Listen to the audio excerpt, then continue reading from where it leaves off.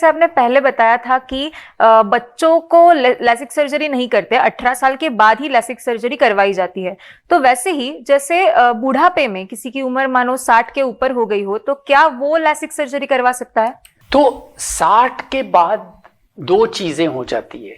एक, अगर ये नंबर पहले से था, जब भी वो बचपन में या कॉलेज जाते थे या जब भी उन्होंने जॉब शुरू किया तभी नंबर लगा, तो प्रॉब्लम नहीं है, वो नंबर लेजर से हटेगा। आप 50 उम्र में भी आओ और वो लेजर लो, वो हट जाएगा।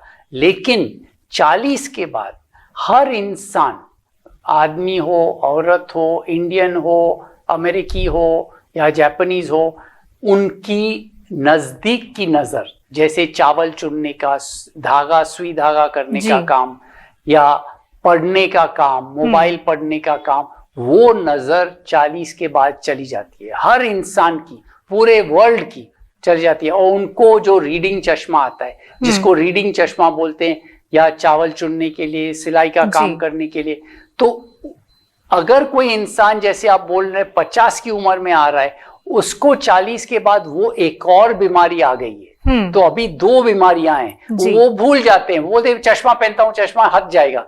लेकिन याद रखना, अभी आप दो अलग चश्मे की बात कर रहे हो।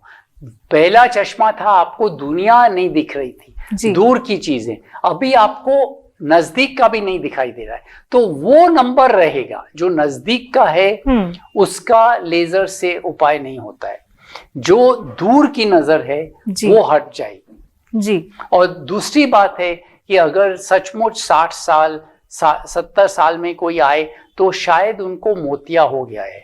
अगर उनको मोतिया आ गया है, तो मोतिया अगर आ गया है, लेजर करने की जरूरत नहीं है।